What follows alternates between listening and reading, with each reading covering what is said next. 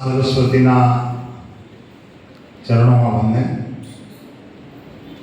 શાળાના principal Shri Ajitbhai sir, બીજા શિક્ષક મિત્રો અને વાલા વિદ્યાર્થી ભાઈ બહેનો,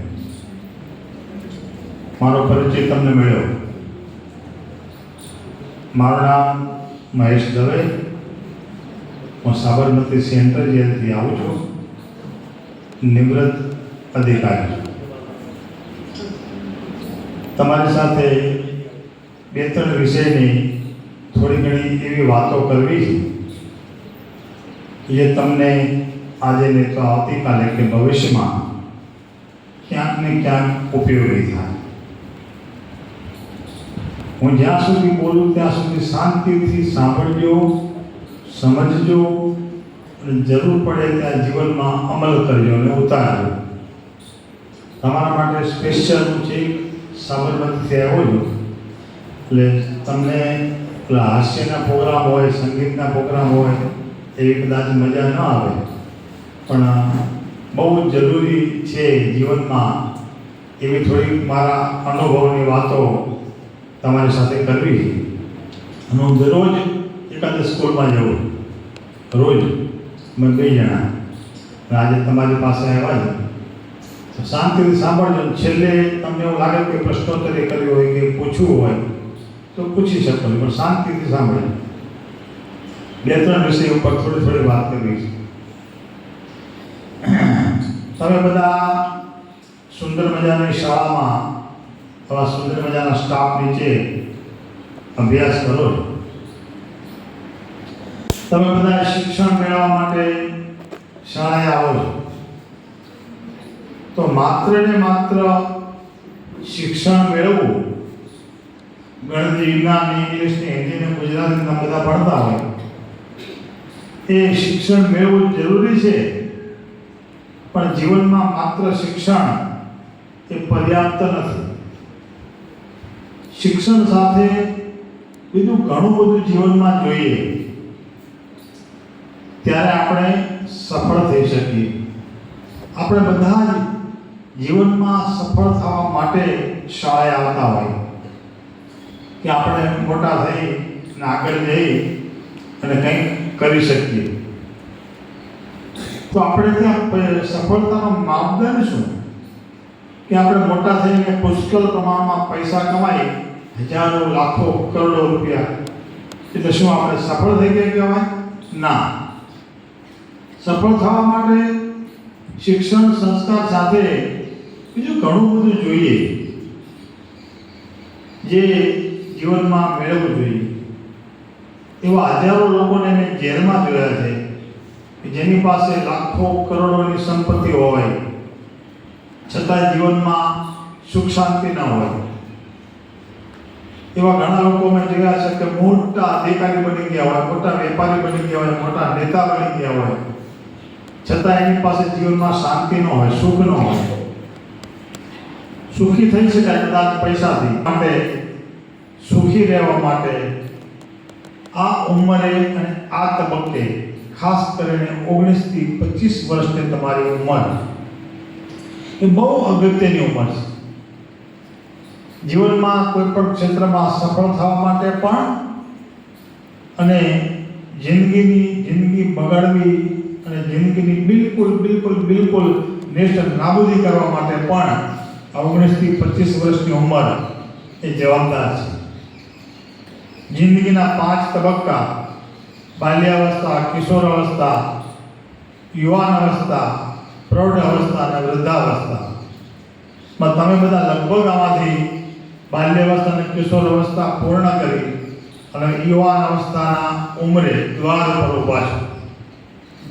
તમારે પોતાની સારી લાઈફ બનાવવાની, સુંદર મજાનું જીવન જીવવા માટે શું કરવું જોઈએ એ આ તબક્કે, આ ઉંમરે અને હાયર સેકન્ડરીમાં આવ્યા પછી વિચારવાનું હોય છે. જીવનની અંદર સફળ દરેક વ્યક્તિ દરેક બાબતમાં સફળ થાય એ જરૂરી નથી. કોઈ પણ ફિલ્ડમાં જીવનમાં નિષ્ફળતાઓ પણ મળે, નિષ્ફળતાઓ પણ સ્વીકારવી પડે. પણ પ્રયત્ન હંમેશા સફળ થવાનો કરવો જોઈએ.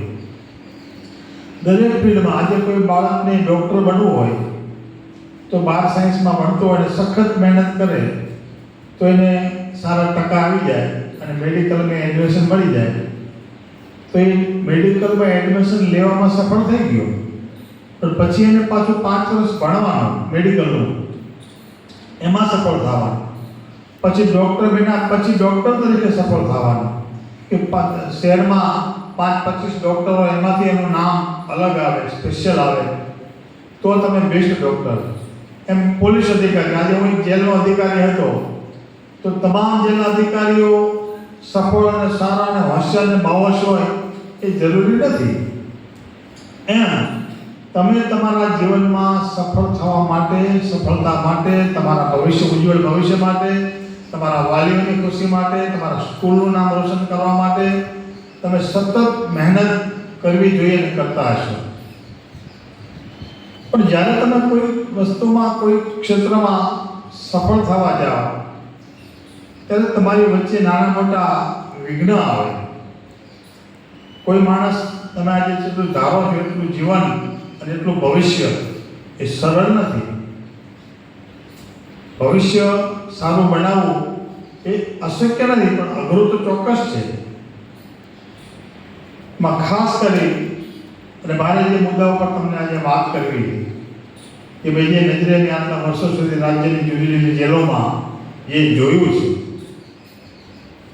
મેં 5 વર્ષ પોરબંદર જેલમાં નોકરી કરી, 5 વર્ષ રાજકોટ જિલ્લા જેલમાં નોકરી કરી, અમરેલી, સુરેન્દ્રનગર, વડોદરા સેન્ટ્રલ જેલ અને છેલ્લે 15 વર્ષ સુધી કન્ટિન્યુ સાબરમતી સેન્ટ્રલ જેલમાં મેં નોકરી કરી.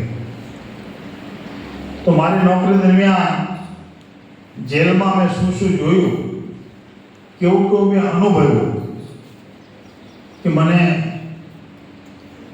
એવો વિચાર આવ્યો કે નિવૃત્તિ પછી શાળા કોલેજોમાં અને આવી સંસ્થાઓમાં જઈ અને કિશોર અવસ્થામાંથી બાલ્ય અવસ્થામાં પ્રવેશતા બાળકોને થોડાક એલર્ટ કરવા, ચેતવવા જોઈએ કે કદાચ મારી વાત તમે સાંભળો, એ વાત તમને ગમે, કોઈ અંદર ઉતરે તો તમારી સામે ભવિષ્યમાં કોઈ એવી સ્થિતિનું સર્જન થાય, એવી સ્થિતિનું નિર્માણ થાય તો તમે પાછા વળી શકો. મારે 15 વર્ષ છેલ્લા સાબરમતી જેલમાં નોકરી કરીને તો સાબરમતી જેલ જ્યાં 4,000 થી 4,500 જેટલા કેદીઓને રાખવામાં આવ્યા છે. આ પ્રશ્ન મને એટલા માટે થાય કે આપણા દેશના તમામ યુવાનો, તમે બધા અને યુવતીઓ પણ એ બધાને હોશિયાર, બધા ભણેલા ગણેલા, બધાના સ્વપ્ન સારા હોય. નિશાન ચોક માપ નહીં, નીચું નિશાન એવું આપણે ભણીએ. બધાને સફળ થવું હોય, બધાને સારું કંઈક બનવું હોય. કોઈને ડૉક્ટર બનવું હોય, કોઈને એન્જિનિયર, કોઈને પોલીસ અધિકારી, કોઈને જીપીએસસી યુપીએસસી પાસ કરવી હોય, કોઈ સારો ક્રિકેટર બને, કોઈ સારો ચિત્રકાર બને, ઘણું બધું બની શકાય જીવનમાં, ઘણું બધું. તો બધાને સારું બનવું હોય, બધાને પૈસા કમાવા છે, બધાને પોતાના પરિવારનું નામ રોશન કરવું છે. તો બધાના વિચારો સારા છે તો રાજ્યની અને દેશની જેલોની અંદર જે હજારોની સંખ્યામાં ગુનેગારો આવે છે, હજારોની સંખ્યામાં, એ ક્યાંથી આવે છે? એ કોઈ બીજા દેશમાંથી પકડી પોલીસ નથી લઈ આવતી. આપણા દેશના, આપણા રાજ્યના, આપણા શહેરના, આપણા સમાજના, આપણા જ ગામમાંથી એવા વ્યક્તિઓ જે હોય છે એ જીવનમાં નાની મોટી ભૂલો કરે, ખરાબ સોબત, આવા ઘણા કારણોસર એ લોકોને સારી લાઈફ બનાવવાના બદલે જેલમાં આવવાના યોગ બને છે. મહિલાઓ પણ આજે દરેક મહિલા, દરેક યુવતીઓ ઈચ્છે કે હવે વર્ષો સુધી મહિલા આ દેશમાં ખાસ કરી અને કચડાયેલા વર્ગમાં ગણાતી. આજથી 100 વર્ષ પહેલાં સ્થિતિ એવી હતી કે મહિલાઓને શિક્ષણ જ નહોતું મળતું. દરેક લોકો એવું માનતા કે દીકરીને શું ભણવાનું, દીકરીને ભણીને શું કરવું છે, દીકરીને મોટી થાય એટલે લગ્ન કરવાના અને ઘરકામ કરવાનું અને બાળકોનું અને પરિવારનું પાલન પોષણ કરવાનું. એક આવી માન્યતા વર્ષોથી આપણા સમાજમાં હતી. પણ ધીરે ધીરે ધીરે ધીરે સમયમાં બદલાવ આવ્યો, ક્રાંતિ આવી અને આજે યુવકોની હારોહાર દીકરીઓ અભ્યાસ કરે છે, સારું એવું ભણે છે, માત્ર 7, 8, 10 નહીં, કોલેજ કરે છે, ગ્રેજ્યુએટ થાય છે, સારી સારી ઓફિસર. એની વચ્ચે વચ્ચે ક્યાંક ક્યાંક તમારી આજુબાજુમાં વાતાવરણ એવું હોય, ઘરમાં ક્યાંક વાતાવરણ એવું હોય, તમારા મિત્રો કદાચ એવા કોઈ હોય, તો તમે સફળ થવામાં તમને તકલીફ પડે. ખાસ કરીને સાંપ્રત સમયમાં, ચાલુ સમયમાં બે ગુનાઓ એવા છે કે જે ક્રાઇમ તરફ યુવાનો અને સાથે યુવતીઓ પણ એ ભૂલે ચૂકે કે જાણે અજાણે કે પોતાની ઈચ્છાથી એ ક્રાઇમ તરફ વળે અને પોતાની જિંદગીની કબર ખોદી નાખે છે. આજે અમદાવાદ જેલની અંદર 4-4.5 હજાર જેટલા કેદીઓ છે, એમાં લગભગ 300 જેટલી મહિલા કેદીઓ પણ છે. 300માંથી લગભગ 100 જેટલી મહિલા કેદીઓ એ યુવાન છે, 20 થી 25-30 વર્ષની ઉંમરની, કે જેમને કોલેજમાં અભ્યાસ કરવાનો, સારી લાયક બનાવવાની, લગ્ન કરવાના, અને એના બદલે યુવાન દીકરીઓ, યુવાન દીકરાઓ એ જેલમાં આવી અને પોતાની કારકિર્દી ખતમ કરતા, માવતરની અપેક્ષાઓ, માવતરની આશાઓ એનું નિકંદન કાઢી નાખે છે. એવી કઈ બાબતો છે કે જેનાથી તમારે ધ્યાન રાખવાનું છે. સૌથી ભયંકર બાબત જો હોય તો એ નશો. હજારોની સંખ્યામાં યુવાન અને સાથે યુવતીઓ પણ એ નશા તરફ ધીરે ધીરે વળી રહ્યા છે. આપણે ત્યાં ચા, કોફી, બીડી, સિગરેટ, તમાકુ, ગુટકા, મસાલા, અફીણ, ચરસ, ગાંજો, દારૂ અને અફીણ, આટલા પ્રકારના નશીલા પદાર્થો વર્ષોથી, યુગોથી આપણા દેશમાં લેવાય છે. લેનારા લે છે, નથી લેતા. આટલા બધા કેફી દ્રવ્યો આપણા સમાજમાં, આપણી વચ્ચે એ વર્ષોથી લેવાય છે. મારે તમને જે વાત કરવી છે કે આ બધા વ્યસનો એ બધા કરતા અત્યારે લેટેસ્ટ વર્ઝન, સૌથી ભયંકરમાં ભયંકર જો કોઈ નશાકારક ચીજ હોય અત્યારના આ યુગમાં તો એ છે ડ્રગ્સ.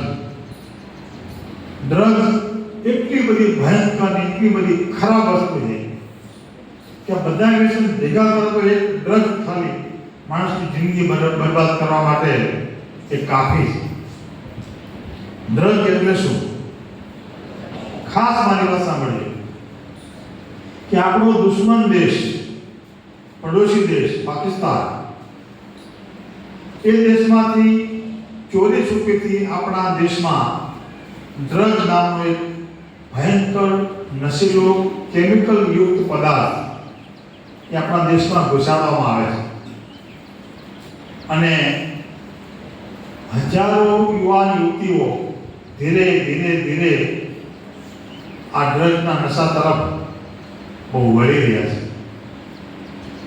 તમને કદાચ એવો વિચાર આવે, અમે બધા તો ડાયા છીએ, સંસ્કારી છીએ, નાના છીએ, અમારે તો આવું કંઈ વ્યસન છે નહીં, અમે તો આવું કંઈ વ્યસન કરીએ નહીં, તો કે તમે ઈચ્છો કે આ વ્યસન ન કરાય, મારે નથી કરવું, પણ આ દેશની અંદર દેશના યુવાધનને, યુવાનોને અને યુવતીઓને જિંદગી બગાડવા માટે તમને છેતરીને તમને ડ્રગના વ્યસની બનાવવામાં આવી રહ્યા છે. અને એનું આખું ઇન્ટરનેશનલ કક્ષાએ આખું ષડયંત્ર અને કાવતરું ચાલે છે કે તમને ગમે તેવા સંસ્કારી હોય, ગમે તેવા હોશિયાર હોય, પણ તમે ડ્રગ્સના વ્યસની થઈ જાઓ ત્યાં સુધી તમને ખબર ન પડે કે આપણે ડ્રગ્સના વ્યસની થઈ ગયા. ડ્રગ્સ એ પાવડરમાં પણ હોય, લિક્વિડમાં પણ હોય, ટેબ્લેટમાં પણ હોય, કેપ્સ્યુલમાં પણ હોય, ઇન્જેક્શનથી પણ લોકો લે, અને અને ચામાં અને કોફીમાં અને નાસ્તામાં અને સિગરેટમાં ભેળવી તમને તમારી જાણ બહાર તમને છેતરીને ડ્રગ્સના વ્યસની બનાવવામાં આવે છે. જ્યારે તમે 11મું 12મું ધોરણ પૂરું કર્યું અને કોલેજમાં જશો ત્યારે ખાસ કરીને ગ્રામ્ય વિસ્તારમાંથી તમારા જેવા નાના ગામમાંથી જે લોકો શહેરમાં જાય, મોટા શહેરમાં, એ લોકો જલ્દી ભોળવાઈ જાય, એમને જલ્દી છેતરી શકાય. એટલે મારે તમને આજે ખાસ એ કહેવું છે કે 12મું ધોરણ પૂરું કર્યા પછી બધા જ આગળનો અભ્યાસ કરજો અને કરવા જજો. જ્યાં પણ કોલેજમાં, કોઈ પણ કોલેજમાં તમે જાઓ, મેડિકલ હોય કે આર્ટ્સ કે સાયન્સ કે કોમર્સ, એ કોલેજની અંદર એવા અસામાજિક તત્વો, ગુનેગારો કે જેને તમે ઓળખી નહીં શકો એવા વેશમાં સ્ટુડન્ટ તરીકે પણ હોય, સ્ટુડન્ટના મિત્ર તરીકે પણ હોય, તો ધીરે ધીરે તમારી મિત્રતા કરે, તમારી નજીક આવે, તમારું ગ્રુપ બનાવે, તમારી સાથે મોબાઈલમાં વાતચીત કરે, મેસેજ કરે અને તમારા માટે ધીરે ધીરે ખર્ચ કરે, રોજના 5-10 હજાર રૂપિયા વાપરી નાખે, તમને સાથે હોટલમાં, કેન્ટીનમાં ચા પાણી નાસ્તો કરવા લઈ જાય, તમારો જન્મદિવસ આવે તમને હોટલમાં તમારા માટે આયોજન કરે પાર્ટીનું, સારી કેક લઈ આવે. પણ આવું કોઈ વ્યક્તિ તમને મળે અને આવું તમારા માટે કોઈ કરે તો અંદરથી ખુશ નહીં થઈ જતા કે વાહ, કોલેજમાં આવી ગયા, આપણને સરસ મજાનો મિત્ર મળી ગયો, આપણા માટે કેટલો ખર્ચ કરે છે, કેવી વાતો કરે છે, કેવો આપણને મેસેજ સરસ કરે છે. આ લોકો ડ્રગ માફિયાઓના એજન્ટો હોય છે કે જે જાણી બૂજી તમને ધીરે એ દોરામાં લઈ લે. અને ડ્રગ એક એટલી ભયંકર વસ્તુ છે કે બીજા બધા વ્યસન, આજે તમે ગુટકા કે સિગરેટ કે બીડી, દરેક વ્યસનથી દૂર રહેજો. જીવન જીવવું હોય, સારું જીવવું હોય, કંઈક બનવું હોય અને કંઈક જિંદગીમાં સફળ થવું હોય તો. આજે મેં 36 વર્ષ સુધી જેલોમાં, રાજ્યની જેલોમાં નોકરી કરી, જ્યાં 90% લોકો, ગુનેગારો અને સ્ટાફ એ વ્યસની હોય. મસાલા, સિગરેટ અને તમાકુ તો લગભગ ખાતા હોય. પણ 36 વર્ષ સુધી આવી જગ્યાએ આવા વ્યક્તિઓ વચ્ચે રહ્યો છતાંય આજ સુધી એક ચાનું વ્યસન પણ મારે નથી. બીજા વ્યસનની વાત તો એ પણ છે. અને ઘણા બધા ગુનેગારોને, કેદીઓને મેં ધીરે સુધારી અને વ્યસન મુક્ત કર્યા છે. હું જેલમાં નોકરી કરતો હતો 4 દિવાલો વચ્ચે, તો ત્યાંથી હું સ્કૂલમાં, શાળામાં શા માટે આવું? હું નિવૃત્ત થઈ ગયો, મારી પાસે પુષ્કળ પૈસા છે, મારા છોકરા વેલસેટ છે, હું મારી શાંતિથી સારી લાઈફ જીવી શકું. નિવૃત્તિનો મતલબ જ એ છે, રિટાયર થયા પછી, કે વ્યક્તિ 30-35 વર્ષ સુધી રાજ્યની જુદી જુદી જેલોમાં રોજનું 10-10, 15-15 કલાક કામ કર્યું હોય તો રિટાયર્ડ લાઈફ પોતે નિવૃત્તિ પછી પોતાના પરિવાર સાથે, મિત્રો સાથે સારું જીવી શકે, એટલે સરકાર નિવૃત્તિ આપે છે.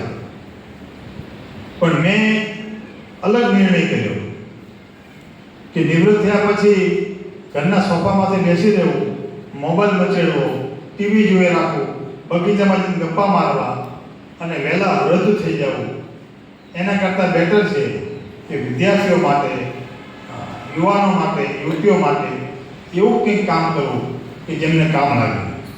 હું રોજ એક સ્કૂલમાં જઉં છું, દરરોજ 4-5 કલાક એકદમ સેવાકીય પ્રવૃત્તિ તરીકે 2 જણા નીકળી અને આ વસ્તુ કરીએ છીએ.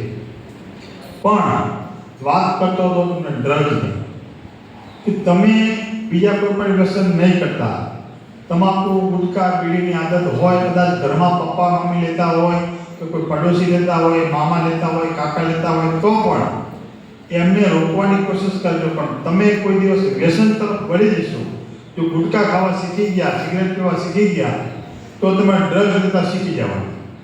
અને એટલા સુધી તમે પહોંચશો તો તમે ગમે એટલા હોશિયાર છો, ગમે એટલા ચલાવતા છો, ગમે એવા સારા પરિવારના છો, તો પણ ડ્રગનું વ્યસન એવું વ્યસન છે કે ડ્રગ્સનું વ્યસની કાં વહેલો મોડો આપઘાત કરે, સુસાઇડ કરીને મરી જાય, કાં કોકને મારી નાખે, અથવા તો છેલ્લે આખી જિંદગી જેલમાં જાય. વ્યસનમાંથી મુક્ત થવાનો, ડ્રગ્સમાંથી, વ્યસનમાંથી પાછા વળવાનો કોઈ રસ્તો નથી.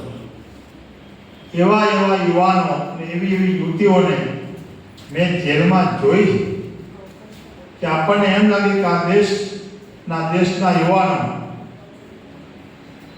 ગૌતમ શૈલેષભાઈ ઠાકોર પણ છે કે આ યુવાનો દેશના કઈ તરફ જઈ રહ્યા છે. આપણા માનનીય પ્રધાનમંત્રી શ્રી મોદી સાહેબ એ દેશની દુનિયા સામે એવું કે મારા દેશની અંદર 65% યુવાધન છે. આખા દેશની વસ્તીમાંથી 65% જેટલા યુવાની યુવતીઓ કે જેઓની ઉંમર 35 વર્ષથી નાની 20 વર્ષ સુધીની, એટલે યુવાનો આપણા દેશમાં એટલા બધા છે કે જે કોઈ દેશમાં નથી. પણ મોદી સાહેબ એ આપણો દેશ, એ આપણા વડીલો એ જેનું ગૌરવ લઈ શકે એવા યુવાનો અને એવી યુવતીઓ કેટલી? માત્ર 17 થી 18%. બાકી બીજા બધા લોકો સામાન્ય ભણવાનું અને મહિલાઓ એસએસસી માંથી 12માંથી કોલેજમાં, કોલેજ પૂરી થાય ત્યાં સુધીમાં પપ્પા મમ્મી ક્યાંક સારું પાત્ર જોવે, લગ્ન કરવાના, કપડાં, વાસણ, રસોઈ, બાળકો પેદા કરવાના, એમની સેવા કરવાની, ગુજરી જવાનું. આપણે દેશની મહિલાઓનું જીવન હતું. પણ ધીમે ધીમે ક્રાંતિ આવી જાય, પણ હજી ક્રાંતિ 12% જ આવી છે. અને યુવાનો, આપણને એમ લાગે કે જે ઉંમરે તમારે જે વસ્તુ કરવાની છે એ તમે નથી કરી શકતા, નથી કરતા. જે નથી કરવાનું એ કરી અને જિંદગીની હાલત તમારી જાતે એટલી ખરાબ કરો છો કે પછી રિક્ષા ચલાવવાના, પાનના ગલ્લા નાખવાનો સમય આવે છે. તમે તમારી બેસ્ટમાં બેસ્ટ લાઈફ બનાવવા માટે, સારા અધિકારી બનવા માટે તમારી જિંદગીના 3 કે 4 વર્ષ ના આપી શકો? કેમ ના આપી શકાય? તમે સમાજમાં, દુનિયામાં જોવો છો કે અત્યારે પૈસાનો જમાનો છે. તમારી પાસે જો સારો પુષ્કળ પ્રમાણમાં પૈસો ન હોય તો તમને કોઈ ન બોલાવે. પણ માત્ર પૈસો નહીં, પૈસાની સાથે સ્ટેટસ, સારું તમારી પાસે કોઈ સ્ટેટસ હોય, તમારી પાસે કોઈ અધિકારી હોય, તમે કોઈ સારા વેપારી હોય, સારા કોઈ પણ ક્ષેત્રમાં પૈસો અને સ્ટેટસ બંને હોય તો તમને પ્રતિષ્ઠા મળે, તો તમને લોકો બોલાવે, તો તમને 5 જણા સલામ તમારા પરિવારને કરે, તમારા મા બાપનું નામ ગામમાં, સમાજમાં, સગાવાલામાં મસ્ત ઊંચું થાય. પણ તમે ખરાબ સોબત કરી, નશાકારક ચીજ વસ્તુની દોસ્તી કરો, ધીમે સિગરેટ, મસાલા, પછી દારૂ, ડ્રગ્સ જો વળી જાઓ તો તમારા મા બાપે તમને 20 કે 25 વર્ષના કર્યા હોય, એમને બહુ મહેનત પડી હોય, બહુ તમારી પાસે સમય આપ્યો હોય, અને પછી તમે મોટા થઈ અને મા બાપનું માવતરની આશા હોય કે હવે મારો દીકરો કે મારી દીકરી મોટી થઈ ગઈ, હવે સરસ મજાનું ભણે છે, આટલો બધો મેં ખર્ચ કર્યો, આટલી મહેનત કરી, આવડા મોટા કર્યા, આટલા સંસ્કાર આપ્યા, અને પછી તમે 25 વર્ષે પછી સારી કારકિર્દી બનાવવાના બદલે એવી કોઈ ખરાબ સોબતના કારણે કે આવા કોઈ નશાના કારણે જો જેલમાં જાઓ તો તમે તો તમારી જિંદગી બગાડો છો, પણ સાથે તમારા વાલીઓનું, તમારા માવતરનું શું? કે જેઓને જેલની બારી ઉપર તમને મળવા આવવું પડે, વકીલોના ઘરે જવું પડે, વકીલોની ઓફિસમાં જવું પડે, ઓછું ભણેલા હોય, ગરીબ હોય, કે જોયું ન હોય, કે જાણતા ન હોય, ભણેલા ન હોય, એવા માવતરને 50-55 વર્ષે જ્યારે સંતાનો પાસે સારી આશા હોય, એવા સમયે એવા હજારો મા બાપ મેં જોયા છે કે સુખી થવાના બદલે, પરિવાર સુખ આપવાના બદલે એવા જેલની અંદર સબળે છે, એવા ગુનામાં, એવા ક્રાઇમ કરે છે કે મા બાપ આખી જિંદગી જેલમાં સેવા કરે. ધિક્કાર કહેવાય ને આપણને, આપણે સંતાન કહેવાય જ નહીં. એવા યુવાન ગુનેગારો મેં જેલમાં જોયા છે, 20-25 વર્ષના. અને એક સમય એવો હતો, આથી 25-50 વર્ષ પહેલા એક માવતરને 4-4, 5-5 સંતાનો હોય, 2-3 દીકરા હોય, 2-3 દીકરીઓ, એવું પહેલા અમારા ટાઈમમાં હતું. હવે એક દીકરો ને એક દીકરો, અથવા એક જ દીકરી કે 2 દીકરી કે 2 દીકરા, માંડ એક જ સંતાન હોય છે. એક સંતાન જ્યારે તમે હોય ત્યારે તમારી જવાબદારી વધી જાય છે મા બાપનું. તમે 25 વર્ષ તમને તમારા મા બાપે આપ્યા હોય તો પછી બીજી બાકીના 25 વર્ષ તમારે એને આપવાના હોય, તમારે એની સેવા કરવાની હોય, તમારે એને સાચવવાના હોય. બરોબર, તમે 25 ના જ્યારે થાવ ત્યારે માવતર 55-60 ની આસપાસ પહોંચવા આવ્યા હોય પછી એને તમારી જરૂર હોય અને એવા ટાઈમે તમે સાંજે લથડિયા ખાતા ખાતા ઘરે જાઓ તો મા બાપને શું થાય? આવા બહુ લોકો છે. ગુજરાતની જેલોમાં 28,000 ગુનેગારો બંધ રહ્યા છે. 28,000. અને ભારતની જેલોમાં 9,00,000થી વધારે કેદીઓ, એમાં લગભગ 90,000 મહિલાઓ. ગાંધીજીની ભૂમિ, કૃષ્ણની ભૂમિ, રામની ભૂમિ, આપણે બધા આધ્યાત્મિક, આટલા ધર્મગુરુઓ, આટલા મંદિરો, આટલા મસ્જિદો, આપણે કુંભમાં સ્નાન કરવા જઈએ, નવરાત્રિમાં ગરબા ગાઈએ, શ્રાવણ મહિનામાં મહાદેવના મંદિર જઈએ તો આપણે મોટા ભક્તો ઊભા રહીએ. આ બધું જ આપણે કરીએ અને તેમ છતાંય આટલી બધી ગુજરાતની દેશની જેલો ઉભરાય છે, આટલા બધા ગુનેગારો છે. એ બધા ક્યાંથી આવે છે? આપણામાંથી જ આવે છે. સારા અધિકારી બનો, સારા શિક્ષક બનો. જિંદગીમાં સફળ થવા માટેનો સૌથી પહેલું સ્ટેપ વ્યસનથી દૂર. તમે એમ વિચારો કે આખા ગામમાં ઘણા બધા ગુટખા ખાય છે, ઘણા બધા સિગરેટ પીવે છે, ઘણા બધું ખાય છે, પીવે છે, તો આપણે શું વાંધો? પણ એનું લેવલ, એનું જીવન, એનો પરિવાર તમે જોઈજો. આજે કોઈ માણસ દારૂનો ધંધો કરતો હોય અને આજે લાખ રૂપિયાનો દારૂ વેચે અને મહિને કદાચ 20-25 લાખ રૂપિયા કમાતો હોય તો એને તમે સફળ વ્યક્તિ સમજો? એની પાસે ભલે સારી ગાડી હોય, સારો બંગલો હોય, પણ એ સરેઆમ નિષ્ફળ ગયેલો માણસ, એની સમાજમાં કોઈ કિંમત ન હોય. બદમાશ માણસ હોય તો એના ઘરે લગ્ન પ્રસંગમાં આજે 1000 માણસ આવે પણ એને શમશાન યાત્રામાં 1000 માણસ ના હોય. સારું જીવન, સારો માણસ અને ખરાબ માણસ, એની વ્યાખ્યા જ આપણે ખોટી કરી નાખી. એની પાસે પૈસો ન હોય, સ્ટેટસ ન હોય, કશું જ ન હોય, છતાંય સારો માણસ હોય. અને એની પાસે બધું જ હોય છતાં બદમાશ માણસ હોય. એવું બની શકે?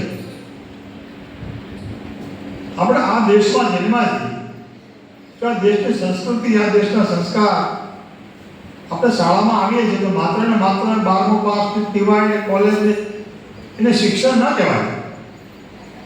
એક સમય એવો હતો ભૂતકાળમાં કે લોકો ઋષિ મુનિઓના આશ્રમમાં ભણવા માટે જતા. કર્ણ અને અર્જુન બધા સાંભળ્યું છે. તો કર્ણ અને અર્જુન ને રામ લક્ષ્મણ ને બધા ઋષિ મુનિઓના આશ્રમમાં જતા અભ્યાસ માટે. તો એમને કે પોલીસમાં ભરતી થવાનું નહોતું, એમને બેંકમાં નોકરી કરવાની નથી. શિક્ષણ સાથે સંસ્કાર એ બહુ જરૂરી છે.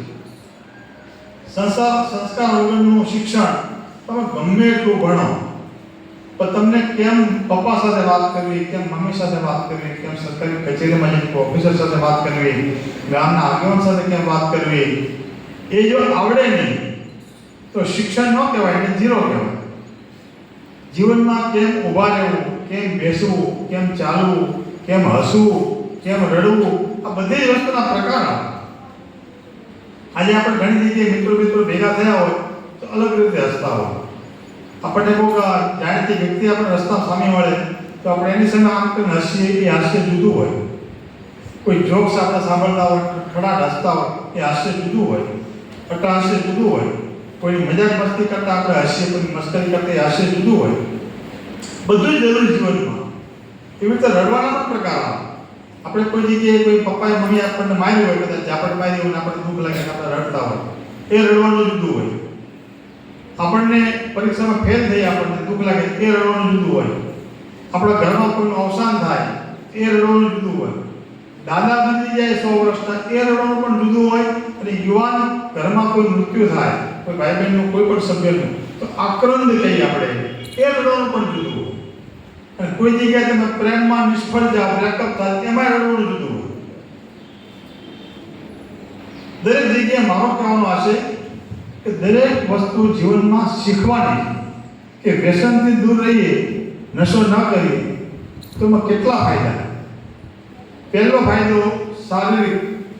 તમે શરીર તમારું મજબૂત ન હોય, તમે તંદુરસ્ત ન હોય અને અત્યારથી તમે ગુટખા, બીડી, સિગરેટને લેવા માંડી જાઓ તો તમે 25 વર્ષના થઈને પોલીસમાં ભરતી થવા જાઓ તો દોડી ન શકો, તમે કૂદી ન શકો. યુવાન અવસ્થાની અંદર નાની ઉંમરમાં એટેક આવે છે, નાની ઉંમરમાં લોકોને ડાયાબિટીસ થાય, બીપી થાય છે. એનું કારણ નશો અને વ્યસન. બીજું નુકસાન એ જાય કે માનસિક અસ્વસ્થ. આજે મસાલામાં કોઈ બંધાણે હોય એને સમયસર જમીન મસાલામાં ન આપો તો તમે હાલત જોઈ એની થાય, ભયંકર હાલત થાય નહીં.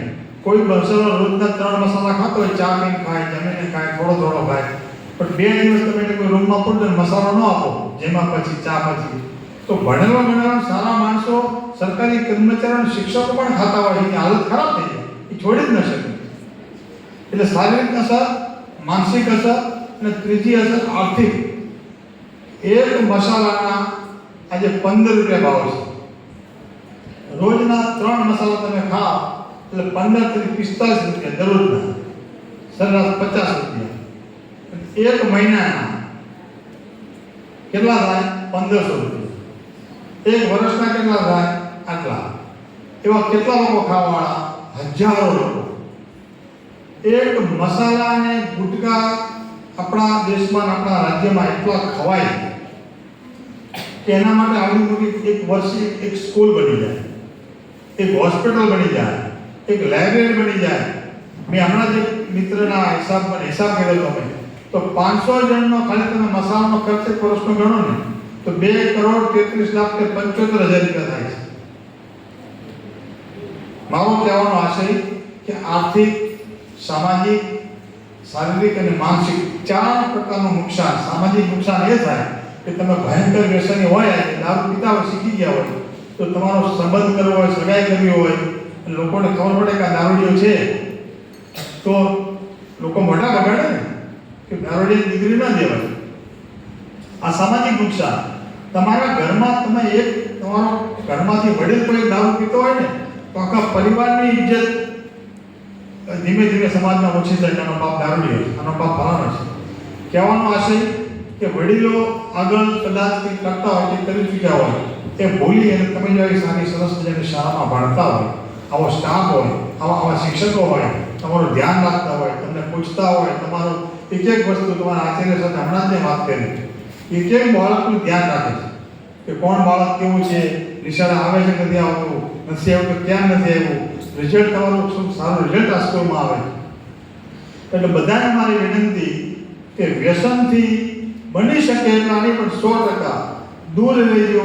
કારકિર્દી બનાવી હોય તો.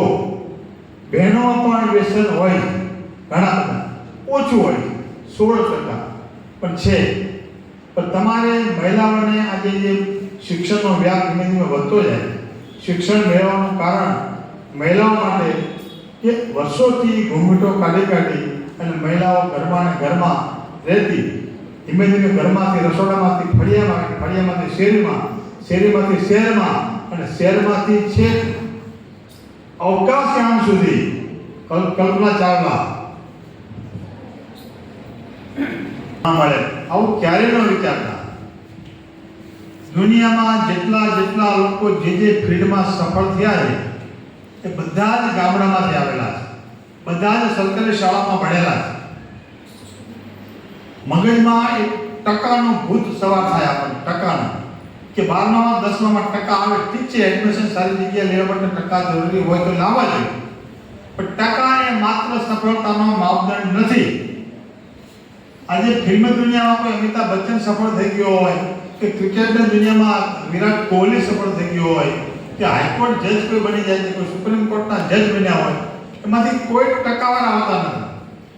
સર્વાંગી વિકાસ, વ્યસન મુક્ત રહેવું, સારું ભણવું, સારી મહેનત કરવી, માતા પિતાને આદર આપવું, સ્કૂલને પ્રેમ કરવો, એકાદા સારા મિત્રને પ્રેમ કરવો, શિક્ષકોને માન આપવું, વડીલોને માન આપવું, આ બધી જ વસ્તુનું મિશ્રણ થાય તો તમે સારા નાગરિક બની શકો અને પછી સારું રિઝલ્ટ લાવો અને જીપીએસસી યુપીએસસી જેવી પરીક્ષામાં બેસો.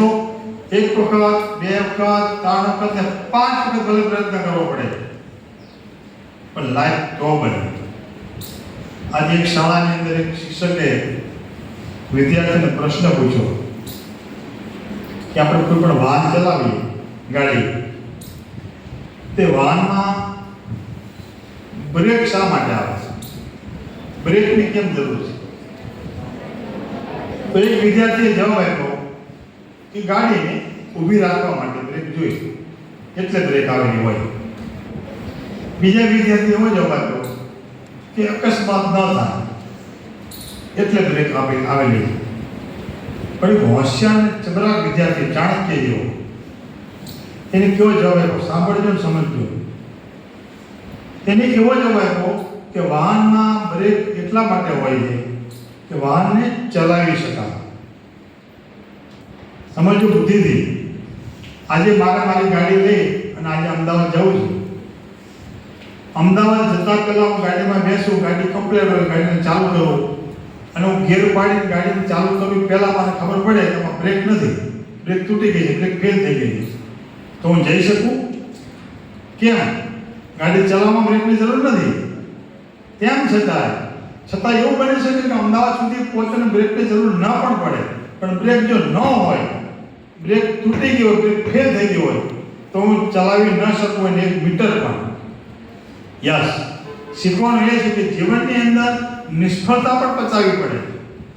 કોઈ પરીક્ષામાં બેઠા, સારું રિઝલ્ટ ના આવ્યું, કોઈ ભરતીમાં ગયા, બધા રહી ગયા, 12મા ધોરણમાં ટકા જતા હોય, 2% ઓછા આવ્યા. કોઈ પણ નિષ્ફળતા આવ્યા પછી પ્રયત્ન એક પછી પ્રયત્ન ચાલુ રાખો તો સફળતા મળે. આજે કોઈ વિદ્યાર્થી ડૉક્ટર બનવા માંગતો હોય, ડૉક્ટર, અને એવું બની શકે કે 2% ઓછા આવે, મહેનત કરે છતાં તો મેડિકલમાં એડમિશન ના મળે, ડૉક્ટર ના બની શકે. પણ એનો ધીરજ અને એની મહેનત ચાલુ રાખે અને એવો માણસ મોટો થઈને કોઈ પોલિટિક્સમાં જાય અને ધારાસભ્ય બને, આરોગ્ય મંત્રી બની જાય તો આખા ગુજરાત રાજ્યના ડૉક્ટર એની નીચે આવી જાય. બની શકે ને આવું? અમદાવાદથી કોન્સ્ટેબલ, હમણાં પોલીસમાં ભરતી થયેલો વ્યક્તિ કોન્સ્ટેબલમાં નોકરી કરતો હતો, એને યુપીએસસી પાસ કર્યું અને